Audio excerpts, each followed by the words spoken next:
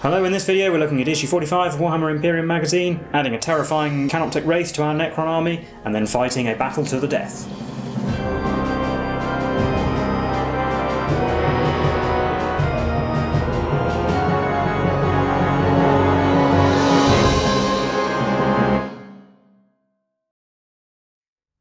Hello, I'm Will, and this is Mike with the Tabletop Donkeys. Hello. And in this video we're looking at issue 45 of Warhammer 40,000 Imperium magazine. This issue came with the first of 3 Canoptek Wraith miniatures for the Necron collection. If you want to see what that can do on the battlefield, you can skip ahead to the battle report using a timecode in the description or using the chapter bars. But as usual, we'll have a look through our issue first. So first of all, we have background on Canoptek Wraiths. These are Canoptek constructs. They can phase in and out of solid matter at will, so they can ambush and surprise enemy forces. They are part of the defense mechanism of the Necron stasis crypts, and when deployed on the battlefield, they attack from unexpected angles, carve things up with their melee weapons, and they also sometimes have guns as well. There's a battle record for the Wraiths here, so you can give them some personalisation if you want to roll on these charts. And we have charts for generating weapons and war gear names for the Adeptus Sororitas. So here we've got some for the war gear, sort of things that the characters carry. And then some tables for both melee and ranged weapons. We have information on more of the Orders Militant of the Adeptus Sororitas. The Order of the Valorous Heart, first of all, are very stoic and endure many pains with pride. They are quite often heavily scarred and wear these as badges of honour. There's also a little bit about here about Sisters Hospitaller, which are actually not part of the Orders Militant. They're part of separate orders, but are often attached to the Militant Orders as battlefield medics. And over the page, the Order of the Argent Shroud, bedecked in bright silver. They trust first and foremost in the Emperor's guidance, to the point of avoiding making complicated battle plans. Essentially, they just attack the foes and trust that the Emperor will protect them. This can be frustration for some of their allies, but none can doubt their effectiveness and valour on the battlefield. Then we learn about the Astra Militarum, the numberless human forces of the Imperium. So where the Space Marines are a sort of surgical instrument, the Astra Militarum are effectively a sledgehammer, grinding their foes into submission with overwhelming numbers and heavy firepower, formed into enormous regiments of infantry or tanks and artillery. And there are many regiments spread across the galaxy. There's just a few examples here, all with their own customs, uniforms, and ways of fighting. Most worlds are expected to provide soldiers for the Imperial fighting forces, and so they come from all over the galaxy. Now we're on to the build guide for the Canoptek Wraith. It's quite a few parts on the sprue there, but it all goes together fairly well. You have to be a little bit careful when clipping them off because there are some delicate components. The Wraith has 14 limbs, so it suggests angling them to make sure they all look good once they're all attached. Some of them also have pegs which fix the angle they're held at, but it does say you can clip those off and angle them how you want to, if you prefer. Also, do note that the instructions here actually show the wrong tail piece. You normally get 3 Wraiths in a box, and they're identical apart from having different tails. This shows the wrong tail, so don't worry if yours looks different. It's the instructions that are wrong, not your model. But the tail goes together in the same way as the one shown here. It also does come with 2 kinds of gun. You can equip it with either and you get the profiles for both, and the same with the melee weapons. There's 2 melee weapons available and it gives us the profile for both. So it says just check the datasheet to decide which one you want to give your Wraith. And then the painting guide is just the same as all the other Necrons we've had so far. There's quite a lot of sort of energy globes to paint white on these, so just take your time painting them. Make sure you don't miss any because there are quite a lot. And there it is, up to the standard that we've come to expect by now.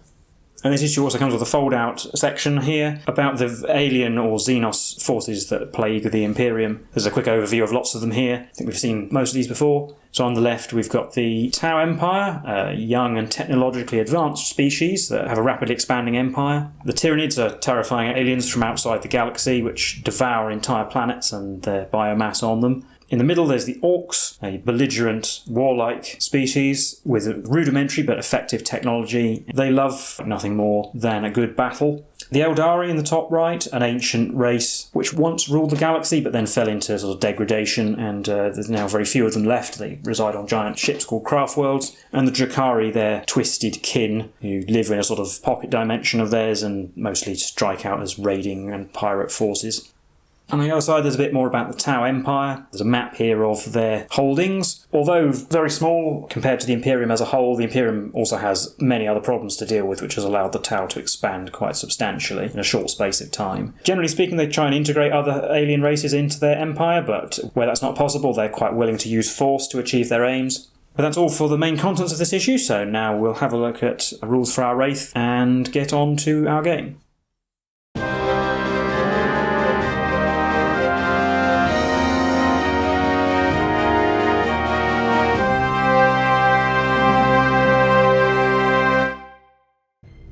we can look at the datasheet for our new Canoptek Wraith, and you can see it's normally a unit of 3, sadly we only have 1 at the moment, with the 12-inch move, 4+ weapon skill and ballistic skill like the Canoptek Spider, strength 4, toughness 5, 3 wounds, 4 attacks, leadership 10 and a 3+ save. By default they come with vicious claws, and the one in the painting guide has the vicious claws and the particle caster. 12-inch range is pistol 2, strength 6, AP nothing 1 damage, whereas the transdimensional beamer has a 12-inch range, assault 1, strength 4, AP -3, 3 damage. So you can choose not to give it a gun at all if you want to save points. It's not going to be relevant in these games. The vicious claws are +2 strength, -2 AP, 2 damage, whereas the whip claws are only strength user, AP -1, 1 damage, but the Wraith gets 2 attack rolls per attack instead of 1, so it effectively has 8 attacks. Then it has the usual living metal, reanimation protocols and command protocols, and its other abilities are Slinking Strike, which means even if it falls back it can still shoot and charge in the same turn, and Wraith Form, which gives the unit a 4+ invulnerable save, but when it makes a normal move advance, it falls back or makes a charge, it can move through things horizontally, so it's sort of as if it has fly, but it doesn't have the fly keyword.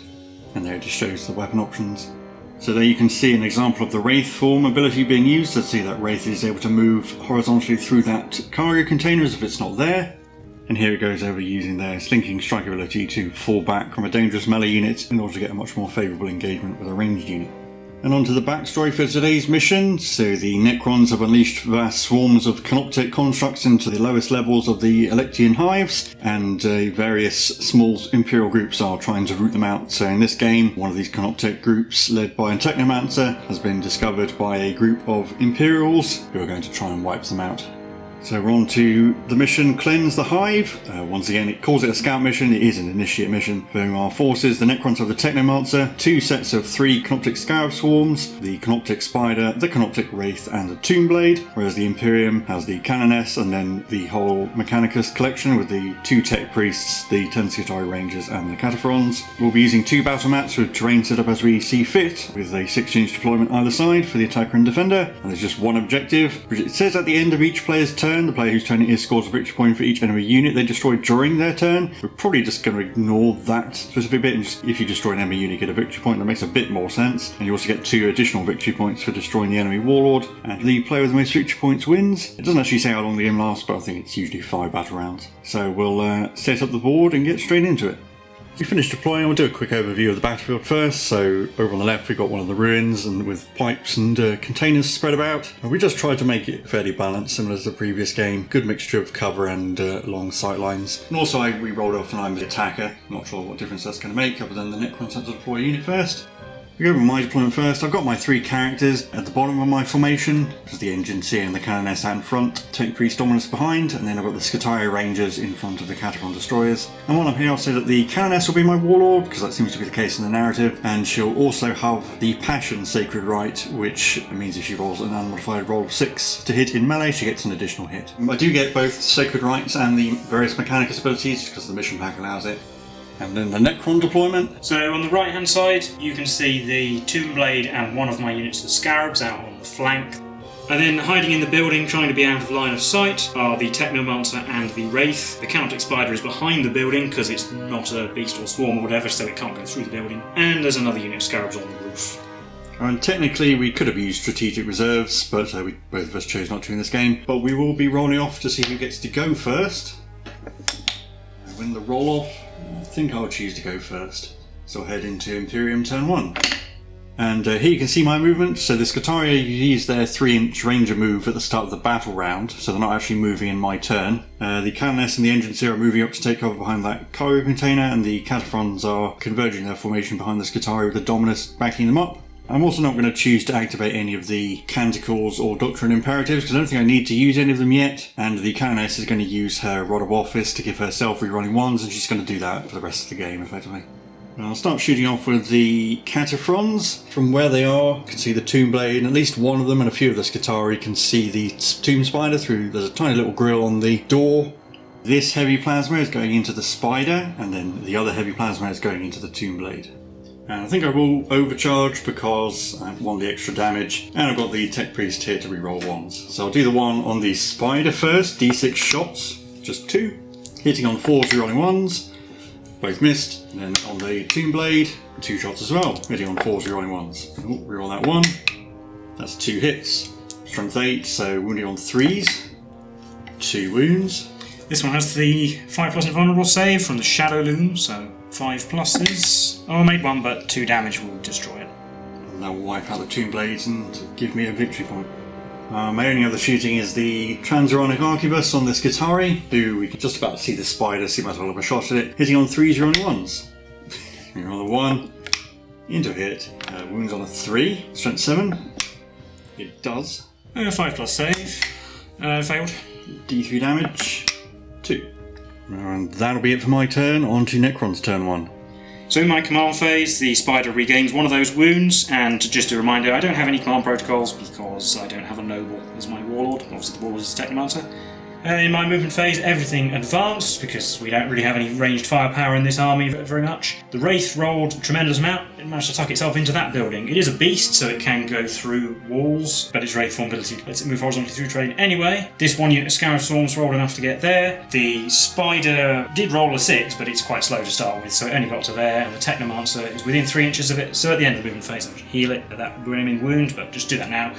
And the other unit of Scarabs that was on the roof of the building managed to get over there behind that container. But there's no shooting because even my assault weapons are not in range, so that's the end of my turn. Now we're on to Imperial turn 2. I'm going to activate some imperatives in the canticle this time. I'm going to use Benediction of the Omnissiah as my canticle. That's the reroll, a hit roll, wound roll, damage roll when shooting. And I'm going to activate the Protector imperative for +1 ballistic skill but -1 weapon skill on the Skitarii.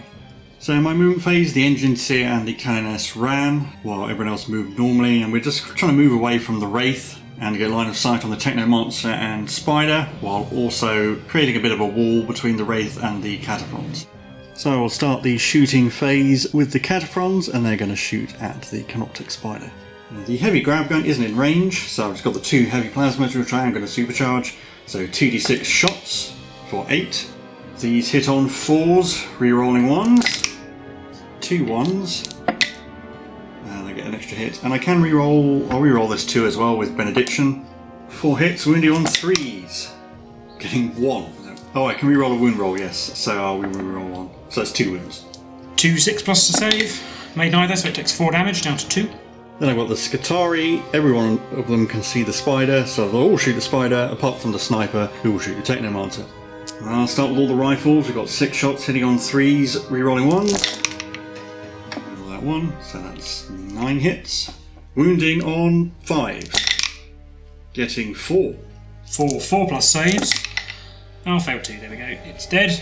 Does it explode on a 6? No. So that's the spider gone. And I gain another victory point up to 2.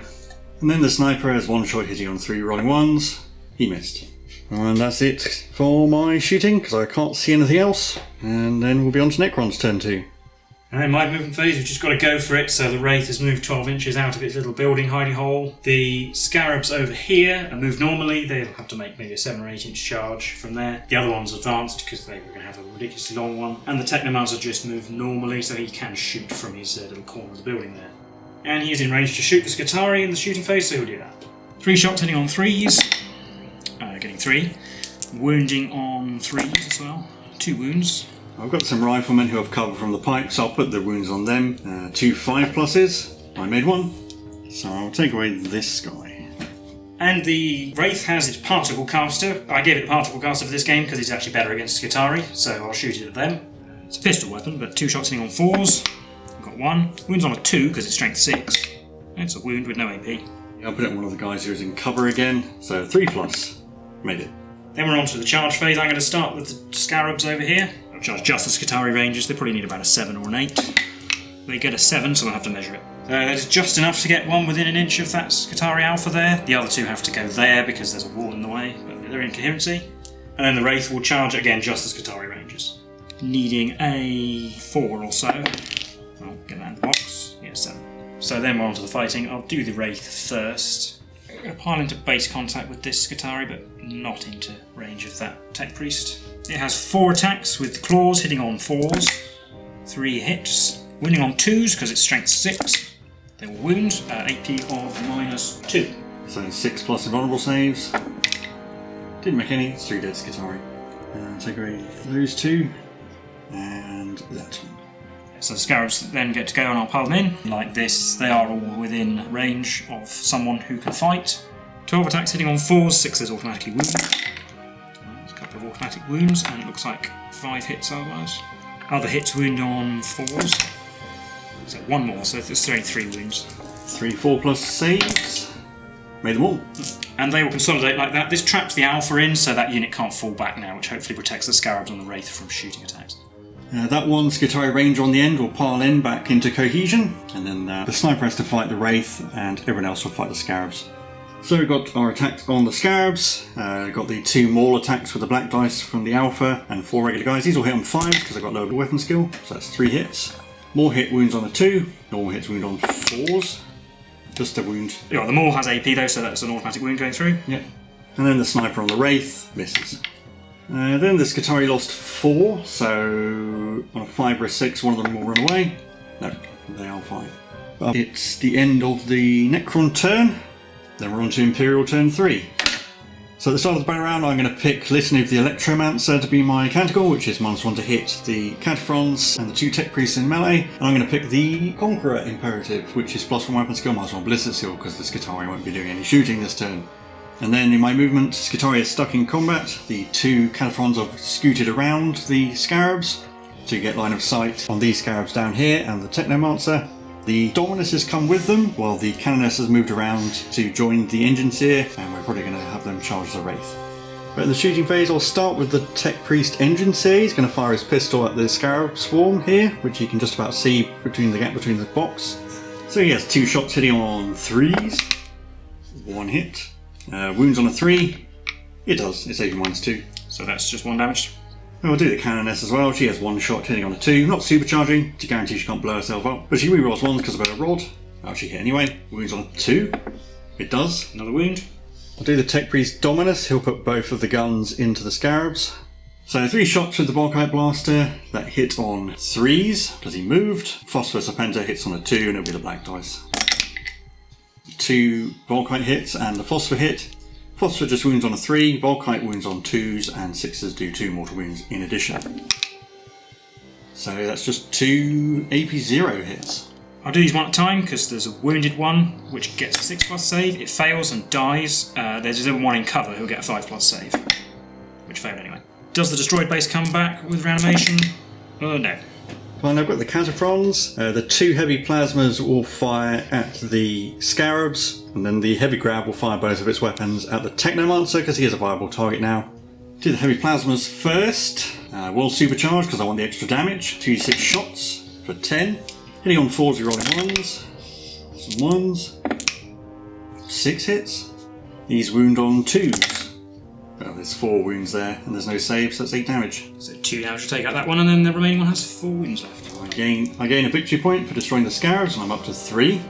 And then the heavy grab, I'll do the same deal as last time. The black dice will be the Phosphor that hits on a 4. The heavy grab is the white dice hitting on 4s as well, and these reroll 1s.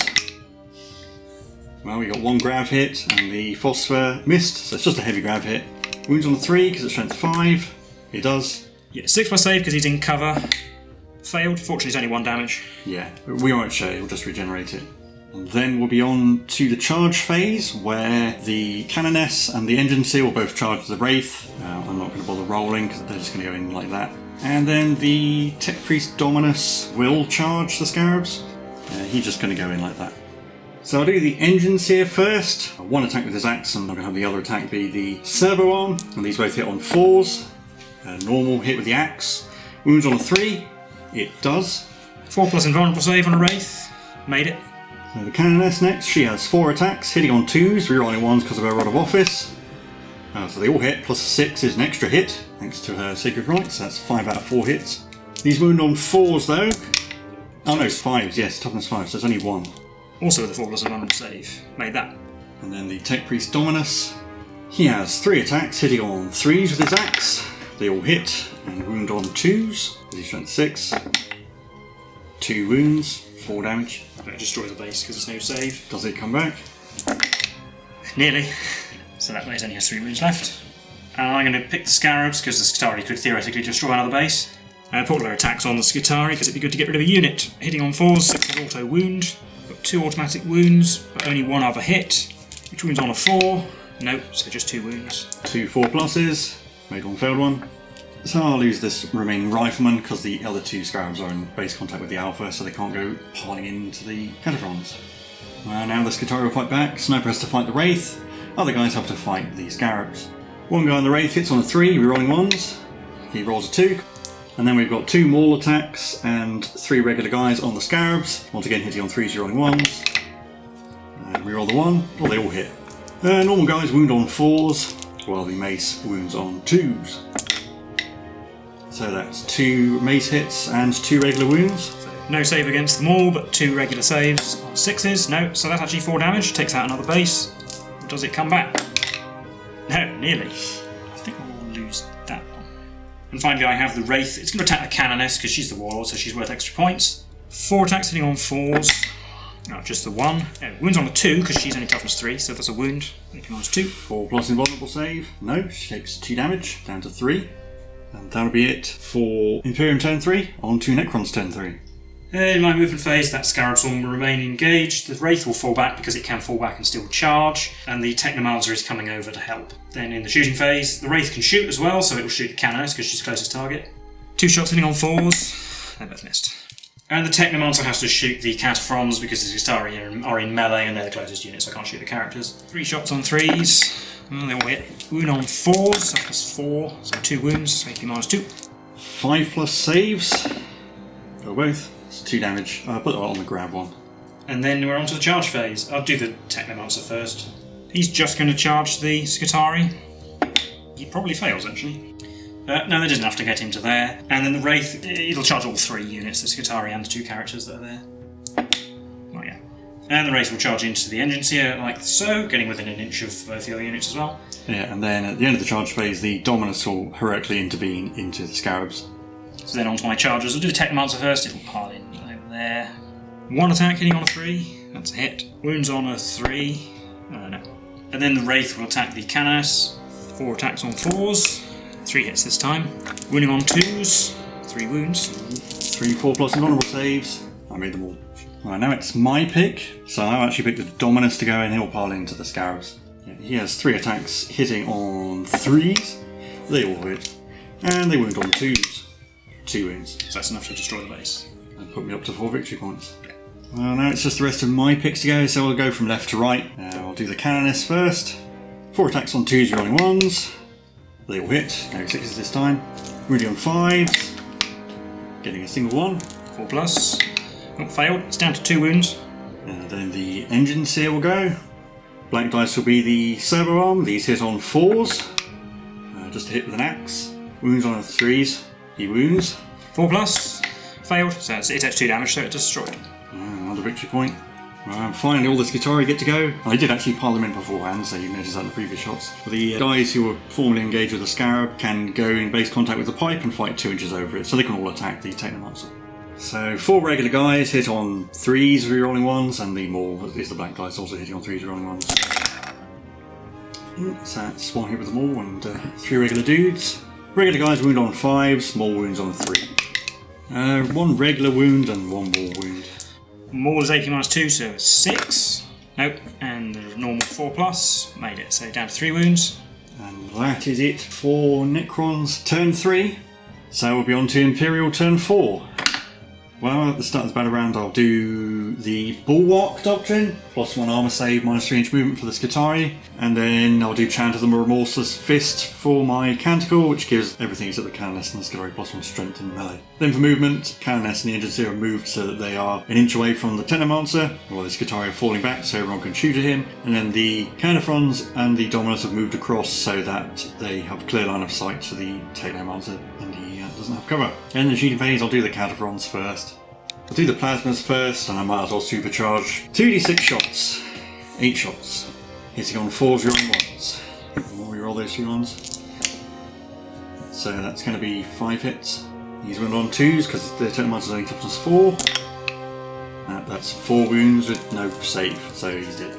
He's worth 3 victory points, so I go up to 8, but yeah, I think that was quite obviously an Imperial victory. We'll recap that game for you now.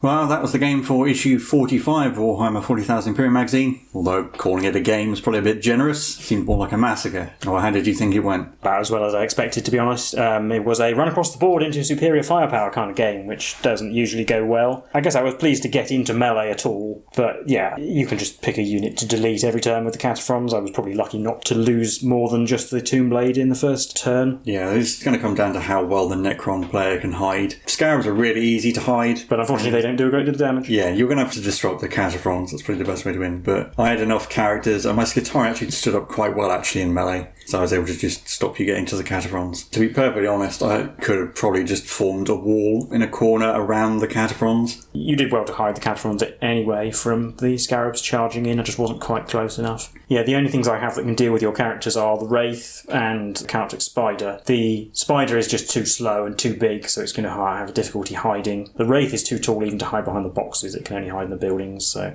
And your Tomb Blade as well just seems like a liability. It's a free victory point for me. I didn't hide that very well at the beginning, to be fair, but I don't think a couple of shots from its guns before it got blown to bits would have been that useful. Something was always going to be sticking out and you were going to be able to see something, so if it's the Tomb Blade it's less of a loss than say the Wraith or the Spider in turn 1. Yeah, well I suppose this game is good practice for people who like to play melee armies. It's probably worth playing several times with a different train setup to get more practice at it. Yeah, we set up the board to try and be sort of vaguely balanced and not favouring one side too much, because there could have been too little cover or too much cover. I felt it was fair. I didn't think we needed to add any more. It was just the way the game was going to go regardless, I think. Yeah, I don't think the armies are very balanced at all. Plus, you have one more unit than I do, so that's an extra victory point I have available. Your one character is pretty flimsy, doesn't have an invulnerable save, so a sniper shot can take him out in one go. I don't have that much that can hide him with Lookout Sir either. You just have to kill one Scarab base or the Tomb Spider and then I can't do anything. And he's really tall as well, so he's difficult to hide. I suppose we should talk about the Wraith. It maybe looks scarier than it often will be, because it only hits on 4s in melee. Although you gave it the melee weapons that are much better for taking on Space Marines and characters, whereas I think if it had the Whipcores, it probably would have minced a lot of Skitarii. The Whipcores would certainly be better against Skitarii. Unfortunately, unlike the guns, which I just didn't glue in, they're an integral part of the claws, so you have to make a decision and put them together that way. They are the weapons I would choose most of the time, and they will be better against Space Marines because they're 2 damage and they have AP. But I'd argue they're not primarily a damage output unit anyway. They're very fast, they have a 4+ invulnerable save and toughness 5, so they're very tough and annoying to get rid of. They used to have a 3+ invulnerable save in previous versions, so they're even more obnoxious. They're a thing you just send them up the board, hugging cover if available, but it doesn't matter that much because your opponent is forced to do something about them, otherwise they're going to get in their lines and mess up all their shooting units. They're an annoyance and a distraction unit. We'll actually get a full unit of 3, and when that's the case, they're going to be a real pain, I think. Yeah, I think they'd be pretty good at hunting lone characters, because they can just slip through your opponent's front lines to attack characters in the back, or tie up vehicles and that sort of thing. And being able to fall back and charge as well means that you can't even tie them down in melee, because they can just zip off somewhere else and